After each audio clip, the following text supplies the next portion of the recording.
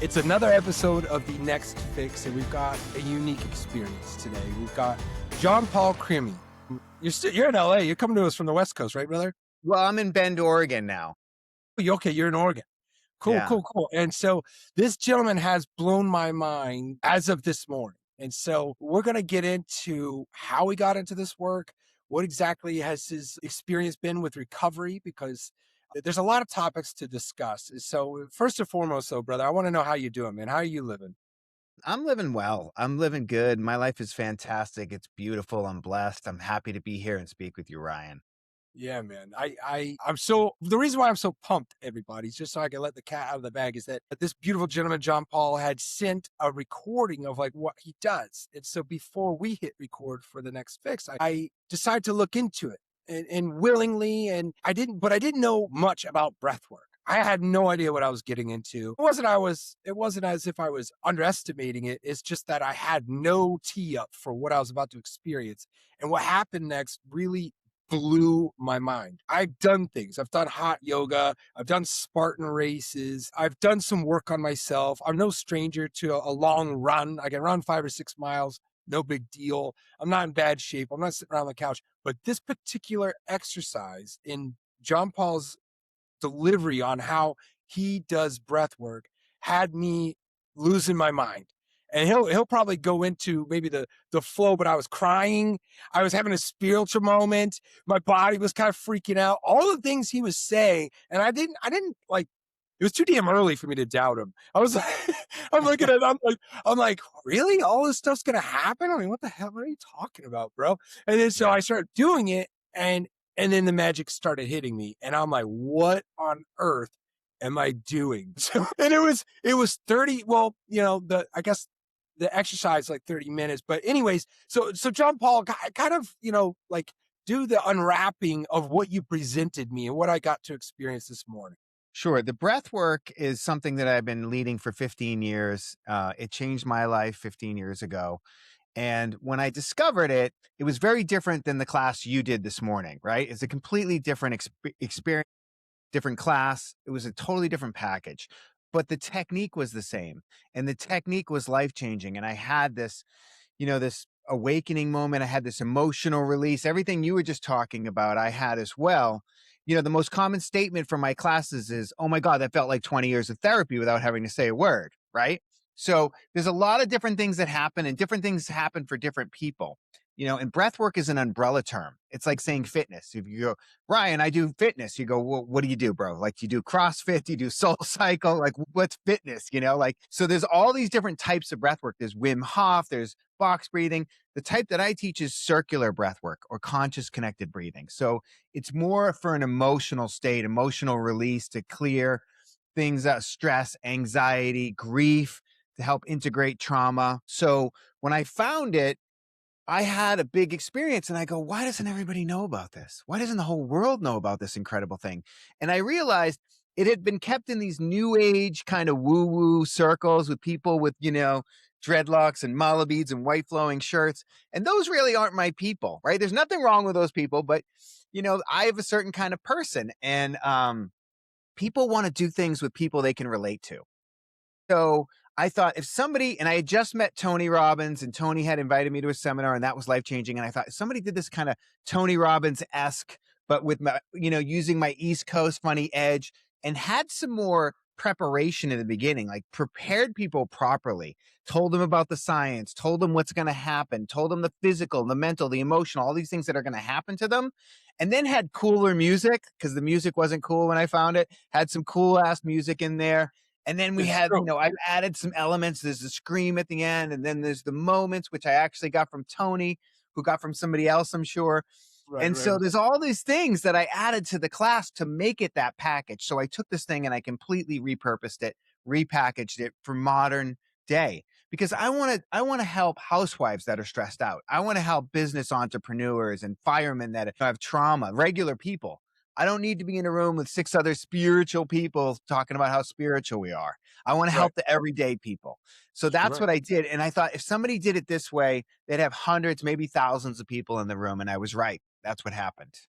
Well, I mean, it was unreal, man. I was like, I mean, I was like, my body was kind of freaking out, and you kind of lightly touch on everything. I didn't realize exactly what you said was going to happen. I was like, sure, sure, You sure. didn't believe me. Well, I just didn't. Nobody does though, but you can't wrap your brain around the idea that this is something you've been doing your whole life, right? You're gonna suddenly lay down and breathe in a different way, that some guy's gonna show you a different way to breathe, and it's gonna have this massive effect. But I have to really applaud you, Ryan, because I've sent this out to a lot of people, that I'm doing podcasts with, and they don't do it. So you're a different kind of guy. You're the kind of guy that's like, you know what? I have an open mind. I'll try something different. And that's what it takes to change your life. People Right. don't want to try. Everyone thinks they have an open mind. The most closed-minded people in the world they think they have an open mind, right? But it actually takes an open mind to be like, I'm going to try. All right, I thought it was stupid. I'm going to try breathing. Somebody's going to show me how to breathe. I'm going to pay to go to a breathing class. But until you do it, you just don't know. And if you want to level up in your life, you have to do something different, right? Yeah, and it stretched me, man. It Yeah. stretched like, I'm not kidding around. I can run nonstop for 5 to 6 miles. It's, like, not a big deal. But this particular approach, using Yeah. the same lungs that can do that, well, I was having a hard time. My body, I was pushing, and I was like the same things you were saying, right? I'm like, "I gotta go to the bathroom. My mouth is dry." I'm like, "Oh my gosh, she's right." So what's happening in those moments, and this is something that I am familiar with, is that when we do approach or we engage with the uncomfortable, our minds they're like surgeons when it comes to getting out of the uncomfortable. You could talk your way out or think your way out of anything. Oh, well, I just can't do it today because of X, Y, and Z. And so I felt all that coming, and I know, okay, well, if I can hang on, there's probably a really huge benefit. And so I know that much from being in these. And that's just like you said, brother. I was crying. I was having a spiritual moment. I was thinking about all the people that I love. It was crazy, man. It was like I don't know. It was like a psychedelic experience where Yeah. all I was doing was breathing and laying on the ground. That's it. Yeah. Yeah. Well, listen, I've had 13-year-olds and I've had, 85-year-olds do this thing, right? But it's like a triathlon for your emotions and your mind, because you're going to go through different levels, different stages, kind of like a psychedelic experience. A psychedelic experience, you go through stages, right? There's the resistance, there's the fear, there's all these different stages. And then you're like, oh, this is happening, right? Some weird things are happening. So there's all these different stages that you go through when you do it, especially the first time when you don't know what to expect. And one of the things that's wild about it is it's different for everybody and it's different every time you do it. So you could do that replay again tomorrow or later this week. It's good till Friday, and you'll have a different experience because it's kind of leveling you up in different ways. It's clearing out old stories and old things that you have trapped down in your body. People don't realize, like, I thought I've done all the work. I've done all the 12 step. I've done all the therapy. I've done Hoffman. I've done Tony Robbins. And then I laid down and did breath work. And it was like, holy shit, there's so much more here, because some of that stuff, no matter how much you talk about it or write about it or whatever, it's in your body, it's in your nervous system, it's in your cells. And this will help integrate it and clear it and process it in a way that nothing else can. And Yeah. until you do it, you just don't know what I'm talking about. 100%, man. That is spot on. Now, I do want to kind of because you were a sober, not coach. What was it? A sober friend, which I'm I was a familiar with. sober companion, sober coach. Yeah. For a bunch of celebrities, rock stars, celebrities, CEOs, you name it. I did it for 17 years. And then I had a company where I sent other people out to do it and I managed those cases. Sure, sure, sure. Now, typically, that type of pursuit, that type of passion, it came from somewhere. And so Yeah. I want to know, and typically my audience wants to know, like, what was the genesis? What was the catalyst for you to start participating and helping in that space?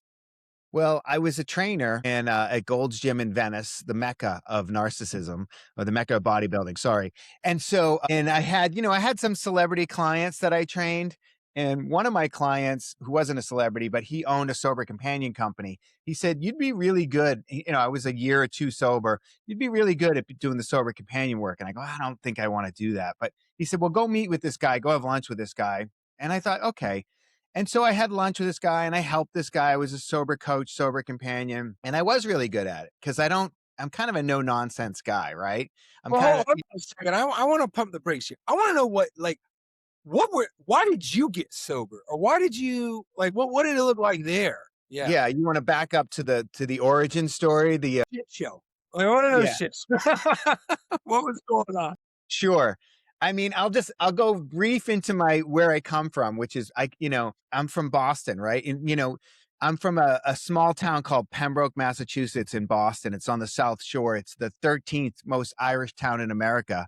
I'm sorry, it's the fifth most Irish town in America, surrounded by the 13 most Irish towns in America. They call it the Yeah. Irish Riviera, right? And so, and with a name like John Paul, people are like, Jean Paul, are you French? I'm like, I'm not French. I'm actually Irish, Italian, and Scottish, which means I like to drink a lot. I don't want to pay for it. And then I want to start a fight. And then also growing up on the South Shore of Boston means I like to drink a lot. I don't want to pay for it, and then I want to start a fight. And so I grew up in that environment, and that's just what it was. We were drinking a lot, we were partying a lot, and I had a lot of things happen to me. Which trauma is a big word that's thrown around a lot. I think it's overused now, but definitely getting stabbed in the head when I was 19 and left for dead. That'll cause some trauma. Getting jumped when you're 15 years old by five guys in their 20s and getting beat up till you're unconscious, that'll cause some trauma. So, Freud says that the most important decision you'll ever make is whether you live in a hostile universe or a friendly universe. And I lived in a hostile universe. And it was weird because it was a beautiful middle class town. But, a lot of people moved from the city, from Southie, the city, into this middle class area. So it was like, city mentality in a middle class neighborhood. Like your bike would get stolen all the time and you would Right. get in fights all the time in a middle class neighborhood, right? It's just the way it was, just the way I grew up. And I started drinking from a really young age, probably 12, 13 years old, getting high, doing all kinds of drugs, LSD. I mean, you name it. I just, what do you got was what Right. Right. and when I got stabbed in the head, I was out at a party the next day with my whole head bandaged up the next night. And people were like, drinking. And people were like, didn't you get stabbed? And I'm like, yeah. What do you got? You holding anything? Like I'm literally out trying to get drugs.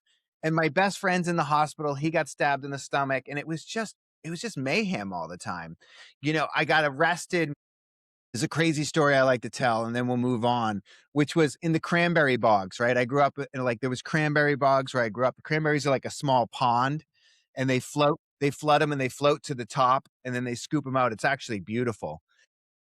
Tons of hockey players where I grew up, right? Because these things turned into hockey rinks all over town. So Okay. everyone played hockey. I didn't. I had my face pressed up against the glass, so there's a little bit of feeling different than my friends. And so we're drinking in the cranberry bogs, right? And it's a dirt road, and the cop pulls in on the other side. And I go, oh shit. So I drive this way. So he turns his car and he goes the other way. And then we're going back and forth on either side of the cranberry bog. And I stop my car and all my friends get out and run and I stay. And the cop pulls up to the front of my car and I roll down the window and I go, is there some kind of problem, officer? And he just yanks me out of the car, get out of the car. And he handcuffs me and he stuffs me in the back of the cruiser and he proceeds to go search my car. And I do the number where I slip the cuffs down under my butt and get the cuffs in front of me. I was very flexible back then. Yeah. Was Yeah. able to roll down the window, bend the metal forward, roll down the window, reach out, open the door, and run with the handcuffs on. I don't know where I thought I was going. I was out of my mind. I look back and there's redheaded Officer Irish Hurley, who was a former high school track star, just like gaining on me like Usain Bolt. Like I look back, I'm like, oh my God, like that guy can run. And he tackles me and I get arrested, and it was just like the next 14 years were just variations on that particular theme. Right. Sure. And well, how did that substance abuse like? How severe did that get? Was it you like drinking alone, or I mean, what did Yeah, that I look? drank alone. I did drugs alone, but I had friends too. So it was both. And, everyone around me was doing the same. I had 2 DUIs, but my best friend had 4. So he's really messed up. Right. So it's like, they talk about lower companions. Everyone was a lower companion. There wasn't any, it was like, and so it wasn't till I moved to Hollywood, to California, actually Venice Beach, California, that I was kind of like, huh, I didn't get arrested. And I was like, oh, maybe it was all Boston. It was really Boston was the problem, and I made some friends in, at this gym that I worked at. in Venice, and we started going out into the nightclubs in Hollywood and that whole scene, and that was fun, and doing ecstasy. And I was like controlling and managing, but then I would have like something that would happen. Like I would get into a blackout and I would like set off the fire extinguisher in my building, and then it would cause a problem. Like, so it was like I controlled and managed for a while. But what happened to me was I got this autoimmune condition called alopecia, right? I started losing my hair, and it was patchy at first. And I was an actor. I was going to method acting school, and I was a fitness model. And my whole self-esteem and self-worth, unfortunately to say this, it's kind of embarrassing now, was wrapped up in my looks. You know, I'm in my mid-20s. I'm trying to be an actor. I'm trying to be a model. And that's my whole self-worth. And now my looks are all messed up, right? Because my eyebrows are falling out. It was just a nightmare.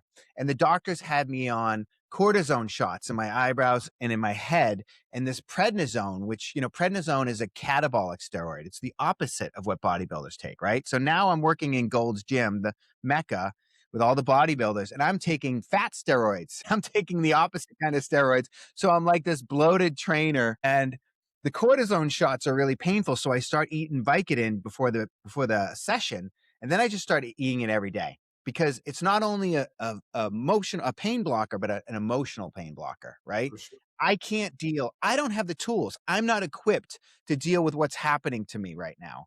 And I'm suicidal. And so I'm eating all this Vicodin all day, probably up to 40 Vicodin a day. What And year was this in, brother? Like, because I was a part of that whole opioid epidemic, and they're just handing that shit out like, how much you yeah, want? Here you go. yeah. And I it's was I was like, getting it from football players at USC and UCLA. I don't want to name any names, from some famous athletes, you know, that would come into Gold's Gym, would just hand me a jar of the shit. You know, it was wild. Yeah, it was it's the best so heroin. easy. This is the best heroin that does exist on the planet. It came in that form, in a pill from a Yeah, doctor. yeah. The drug company said, we don't want the heroin dealers making all the money. We're going to do this. That's what they think. So you're in LA. All your hair's gone. See, I'm glad you explained Well, it that was out. patchy and it was starting to go right. And so, I yeah. thought So, you were, I thought you were bald because you were from the future or something like that. I don't know. yeah, Sorry. I came out of the matrix. So anyway, so yeah, so I started to hit bottom around that, you know. I that's what made me hit bottom.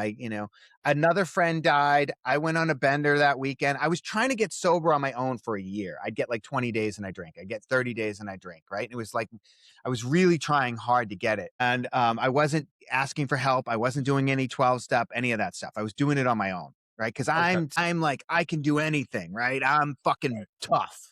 I got this, right? And so, and I was seeing a therapist. I finally like just broke down and was seeing a therapist. And then I went on a bender. A friend died. I went on a bender and I was jumping the canal bridges in Venice with the cops in tow. And Hold on. What do you mean? What do you mean jumping the?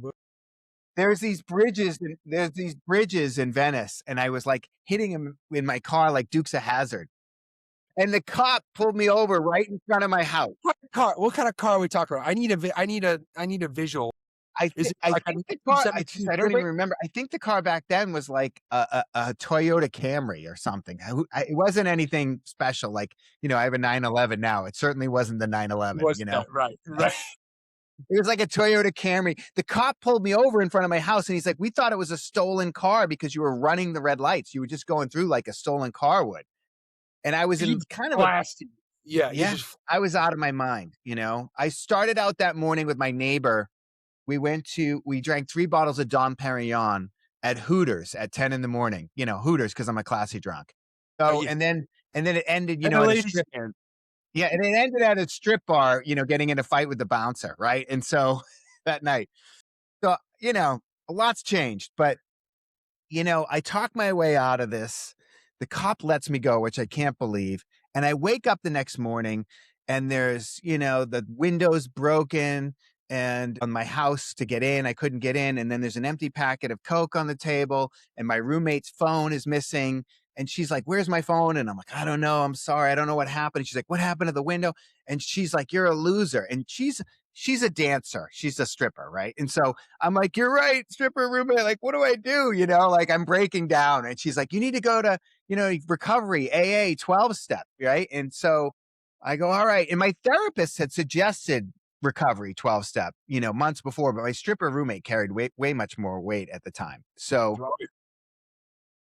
I went to, there was a guy I knew at the gym, and he said to me, do you want to go to this meeting with me? And I said, yeah. And I went to a meeting, and it was a men's stag meeting, and it was life changing.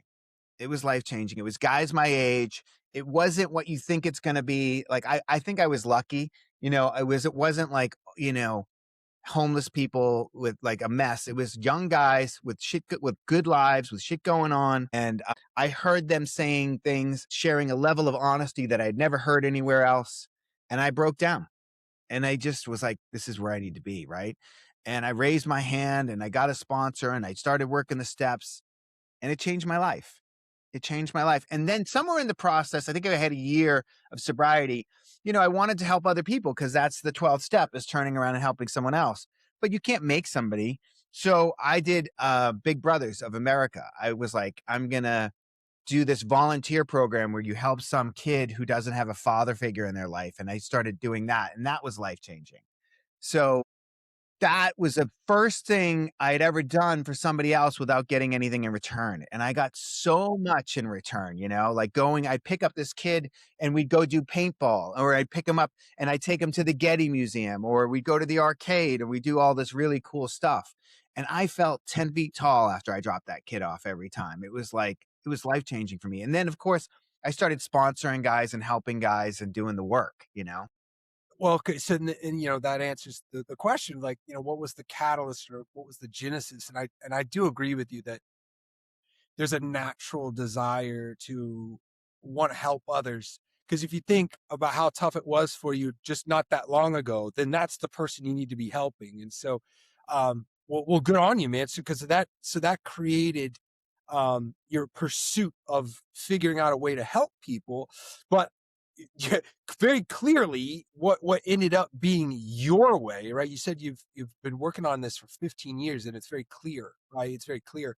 And so I guess, you know, that was where your love for helping others really started. But when did the breath work like show up? That was after you had already been like a Yeah, I'd already been sober for 12 years. I had been helping people. I was a sober companion. I had helped some of the biggest celebrities in the world.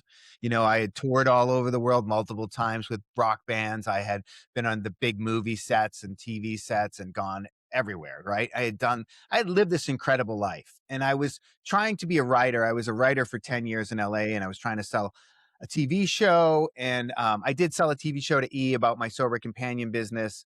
And then that didn't get picked up. And, I was doing all this stuff. And then I'll tell you what happened. So I done Tony Robbins. I met Tony Robbins. Matthew Perry and I were very close friends. I'll tell you the story. So Matthew Perry and I are really close. And I was his trainer for a long time. And we became really close through that. And we both loved hockey. So we were following LA Kings around in 2020. And it just happened to be the year that they went on the run for the Stanley Cup. So it was just a lucky time to be. And we were flying around to the playoff games and hanging out with the Kings after the game. It was amazing, right? Like hanging out with, got to know Justin Williams and Kopitar and all these guys. And so now it's the finals. It's the Stanley Cup finals. It's game 6. It's in the Staples Center. We're up, I think, 1 or 2 goals. It's in between periods. There's a little VIP room underneath the Staples Center. It's tiny. And Matthew and I are in there. And every celebrity in LA that likes hockey or that wants to be there is there. There's Vince Vaughn, there's Will Ferrell, there's Zac Efron, and in walks Tony Robbins into the room. And I go, holy shit, Matthew, it's Tony Robbins. And he goes, really? Every celebrity in LA is in here right now. We've been following on the Kings all season. They're about to win the cup in the next period. And you're excited about a gigantic man right now? And I go, yes, he's amazing. I had his books. I've had his tapes, since high school. I've been following him since I was in high school. And he goes, well, go tell him. I go, no, I don't want to be that guy to him. That everybody used to come up to Matthew and bug him. And I was like, I didn't want to be that guy. yeah, Yeah, yeah. I don't want to be the guy that bugs, Tony. But I walked back through the tunnel, and I think Tony knew, because Tony's like, he's intuitive. He knows everything. So he Yes. looks up from his phone, and he looks at me, and he goes, hey, man, how's it going? And I go, I never do this. I know everybody says that, but I never do. I'm a huge fan. I've been following you since I was in high school. He goes, have you ever been to my seminar? And I go, no. He goes, I only do 3 domestically a year right now, but I'd love it if you'd come as my VIP guest next month. And I go, you're shitting me. And he goes, nope, here's my, secretary's information. Probably shouldn't tell the story because now everyone's going to ask him when they meet him. But anyways, he caught me VIP side of the stage for UPW back in 2012. Okay. And it was life-changing. You know, I'm high-fiving him.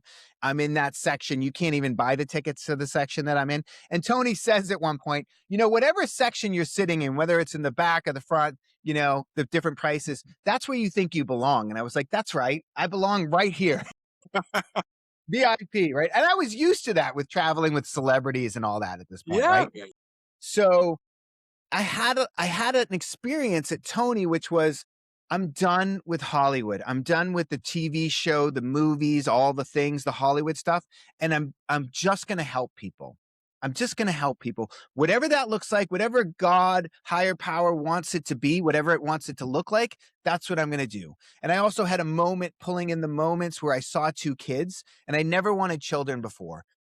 And it was like the future moment when you pull in the future moment. And I went home and I was quiet for a couple days. And then I said to my wife, I think I want children. And she's like, what the hell happened to Tony Robbins? And I go, I don't know. I had this vision of these two kids, a girl and a boy, and they look Yeah. just like the vision we have. You know, I have a 12-year-old daughter and I have a 10-year-old son.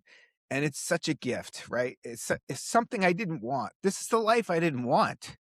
And it's so fulfilling. It's so beautiful. And so anyway, so we had kids, and then right after that, Matthew was someone took him to this, like, healer guy, and he was telling me about it, and I go, "Dude, that sounds like nonsense." And he goes, "Well, I bought you a session with the guy because you're my only friend that will try something like this, and I wanna talk to somebody about it. I want somebody else to experience it, so I can talk to them so we can see if the same thing happens." And I go, "Alright, I'll do it." So I went to this guy, and he did some weird breathwork stuff, different than the style that I teach, very different. Right. Right. Still, I had an experience. I had a really powerful experience, and the next day, I had my brain turned off the next day. It was weird, like, no thoughts in my head. I was just present. It's kind of like the best way I can explain it is if you've ever read The Power of Now by Eckhart Tolle, that he has this awakening in the park where he's just fully present in the park, and he's not thinking about the past or the future. He's just fully there with, like, nothing in his head, and it was that experience. It was so profound. It was so beautiful. And so I ended up, you know, working with that guy, learning from that guy. And then I went down a rabbit hole of breathwork and learning all the different styles, all the different types of breathwork. So then I found the circular breathwork that I teach now, right? That you did this morning.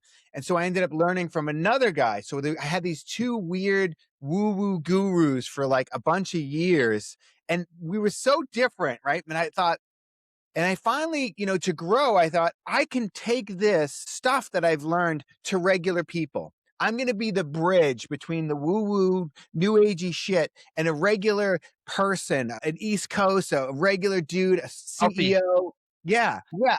A townie, whatever. Right. Like I've had guys, Yeah. construction concrete guys come to my class, you know, like I love it.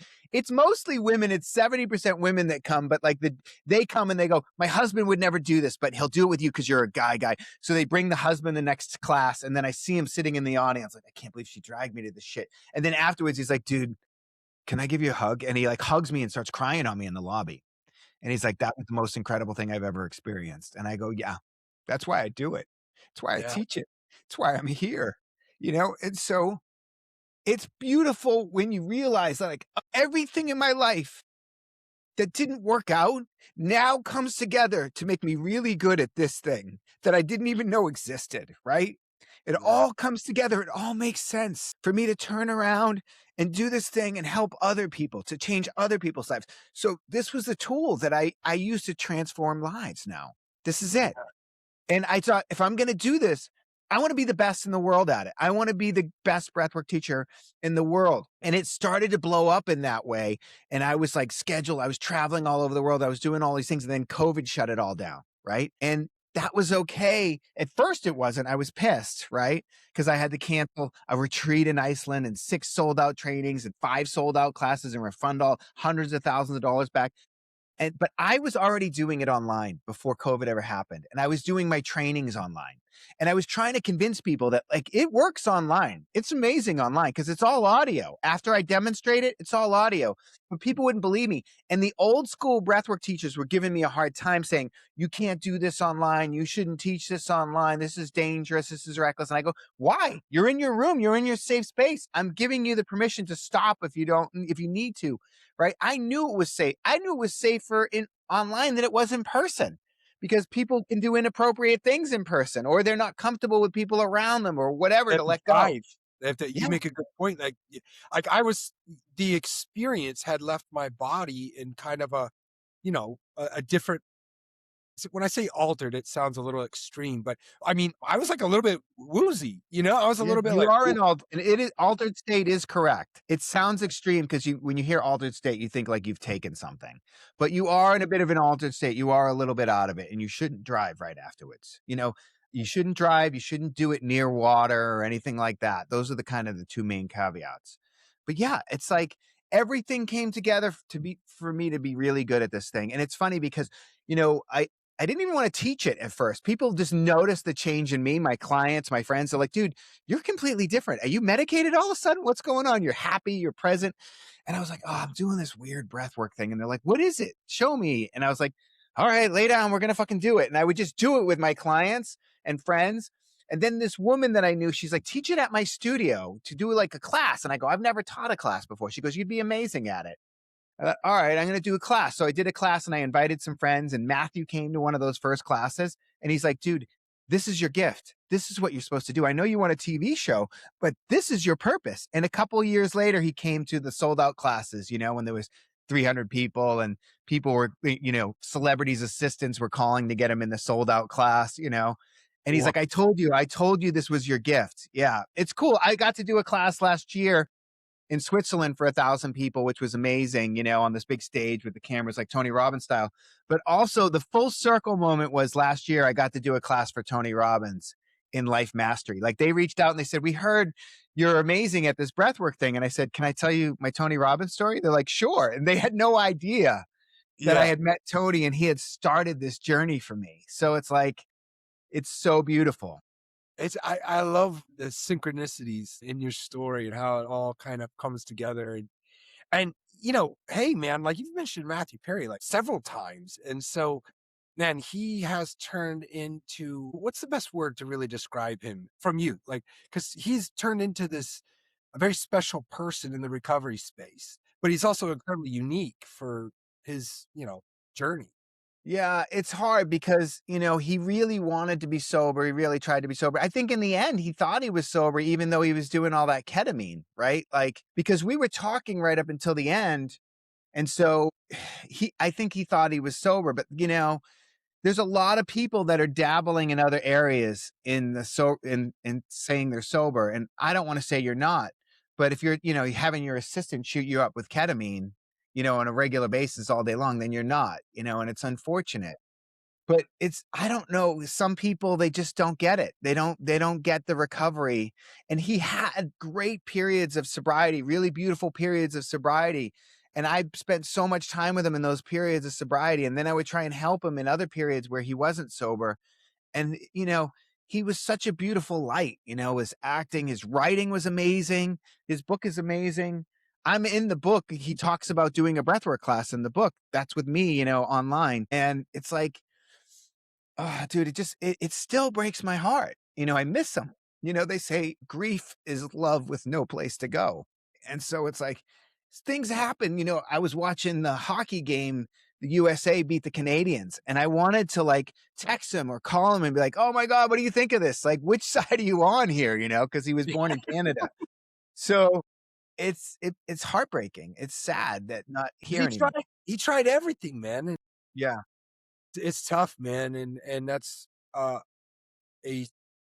chilling fact of the recovery space and AA and doing self and personal development is that like not everybody's promised a ticket to being to where you're at. And that's why it really warms my heart to see you really in full stride right where you need to be doing exactly what you need to be doing. And it just so happens there's so many people that are becoming better as a result of it. And then here's a very close friend of yours, and in a way, kind of a close friend of everybody, no pun intended, right? But like, Yeah. he and we just couldn't crack his code, right? We couldn't get it right for him, and it's a tragedy. It's very hard. He had some, like, it's harder for celebrities. I hate to say this, right? But it is. That's the truth. Cause I know firsthand, I've worked with tons of them. And I'll tell you why, his sponsor screwed him over for a bunch of money, right? And he loved this guy. He trusted this guy. And, that sent him out again. And, if you want to stay sober, it doesn't matter if your sponsor screws you over or this or whatever, you're going to stay sober. But, you know, and people would like someone would record his share at a meeting and then sell it to a tabloid, and so a lot of these celebrities, that have come out with their sobriety, that are open about it, Dak Shepard and Brad Pitt and Robert Downey Jr., they have to go to a private meeting because there's a lot of people in these meetings who are unscrupulous, who are looking for, an angle, money, help in the business, whatever.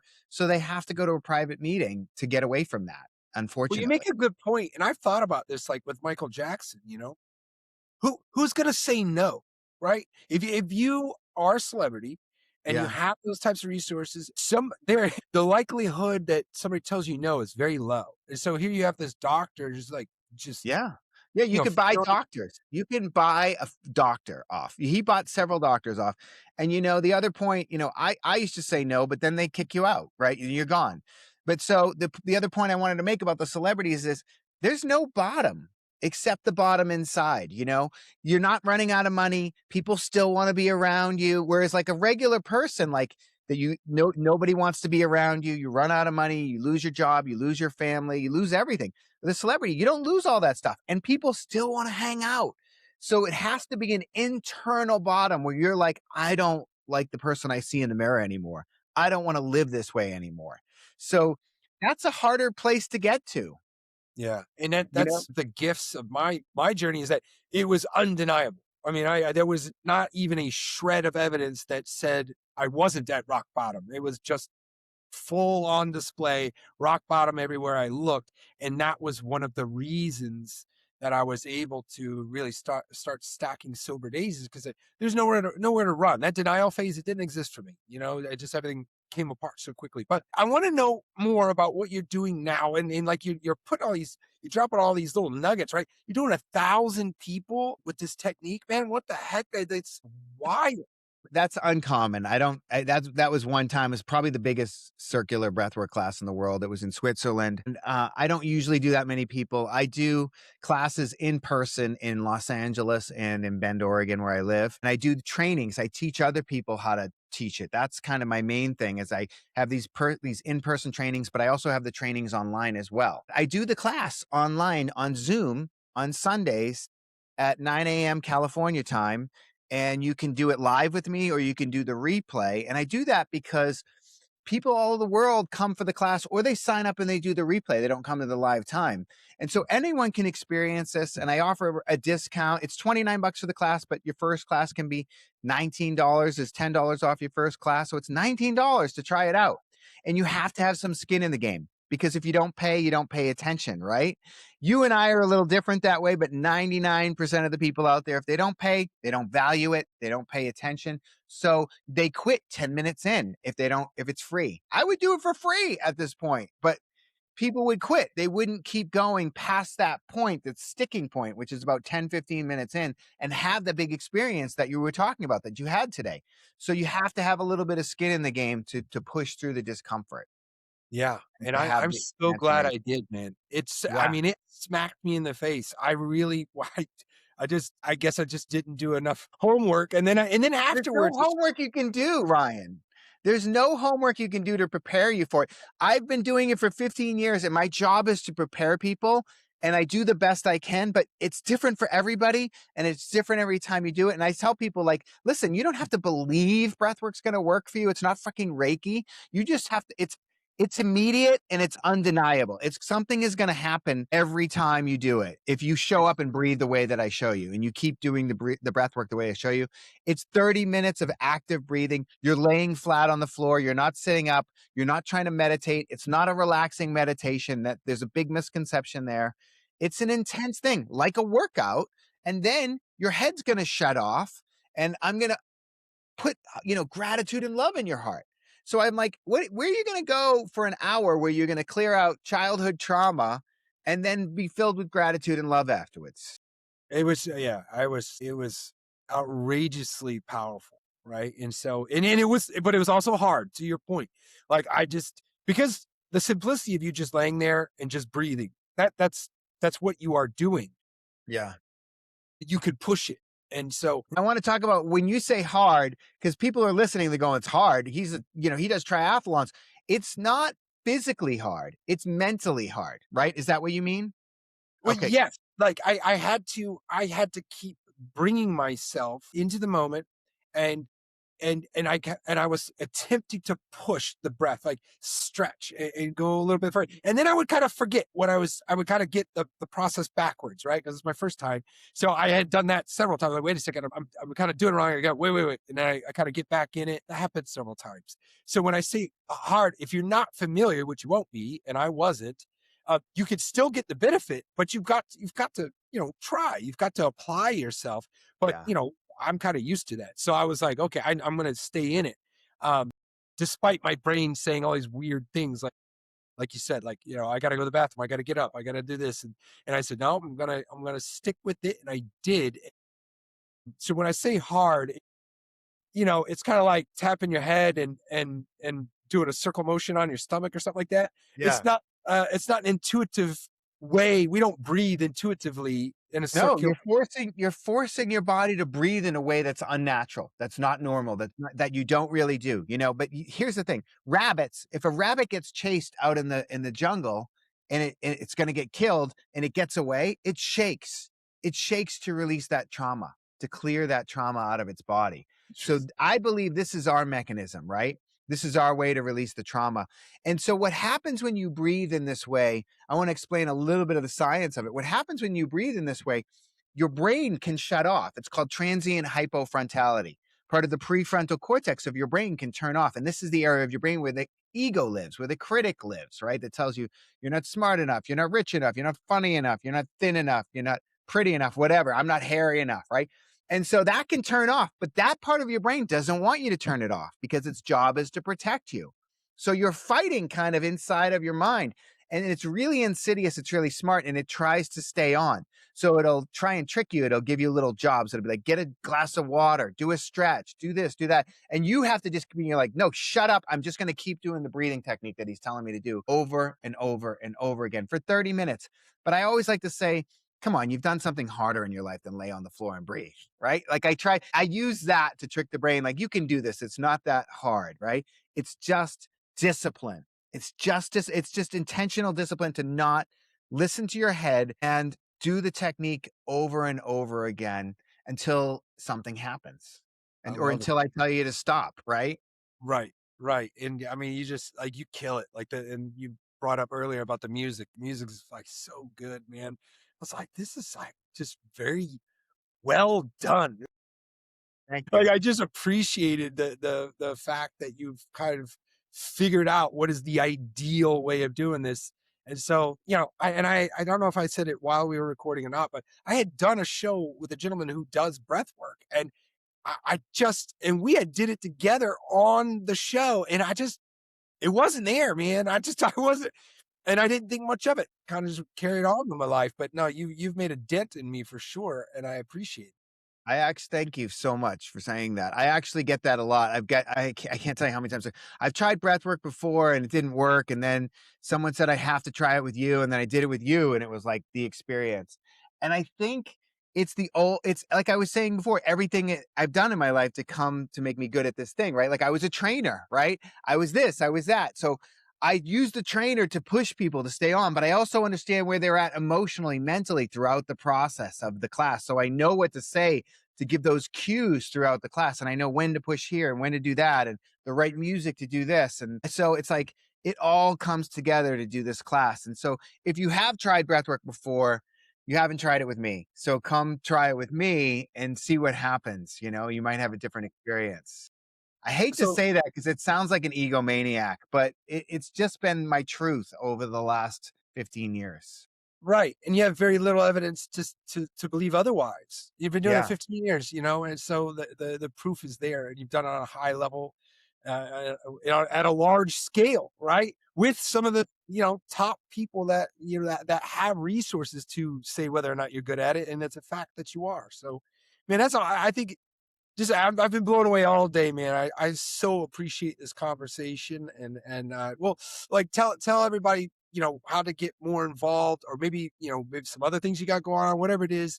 Let's tell everybody what's going on in John Paul's. Sure. The first thing is, if you're interested, the easiest way to find out if, is just come to a class. Just come to a class online. Don't overthink it. Just sign up, show up for the class. Don't eat 2 to 3 hours before the class. Give yourself the ample time, an hour, lock yourself in the room, use headphones, right? And you can find that class on breathewithjp.com. So BREATHE. People forget they do breath with jp.com, breathe with jp.com, and you can find the class there. And I have another website, Breathwork Teacher Training. So I have courses online. I have this course called the 5-Day Emotional Detox. I have my teacher trainings online. I have all these courses online too. And then I do some stuff in person. I do 2 trainings a year in person where I teach other people how to lead this breath work, how to lead one-on-one sessions, couple sessions, group sessions. That's kind of my way of creating more people out in the world who are helping other people. And some people go, well, why would they do it with me when they do it with you? You have your own unique voice. There's people who have been to my students who had tremendous, incredible experiences, and then they come to me and they hate me, but they love my student, and that's fine. Like, I can't be for everybody. I can't be true to myself and have everybody like me at the same time, right? And so Yeah, I'm creating teachers out there. It's like a pyramid scheme for good, who are out there helping people. And I love when they do my training and then they come back to me and they're like, oh my God, I did a session. Oh my God, I did a class. And the people have these incredible experiences. And it's so fulfilling. It's so purposeful, right? Because it's that thing, right? Where you think happiness is what we need, but you're not supposed to be happy all the time, right? But true. purpose, fulfillment, if you have those things, that's a game changer. And doing this work, helping other people with this work, has given me a level of purpose and fulfillment that I didn't know was available to me in this lifetime. Yeah, So, it's a and I, gift. and my students are finding out the same thing as well, you know? Yeah. It's a gift, brother, and I appreciate you, brother. Well, I'm gonna Thank have you. all that lined up. I have everything in black and white so everybody can come check you out, brother. But guys, this has been an interesting episode of the Next Best. Go check out my boy here. He's gonna change your thoughts about how you breathe in and out of your body. So you're a blessing, JP. I appreciate you, brother. Have a Thank good you one. so much. It's so great talking to you today. I've had a great time. Yes, sir. All right.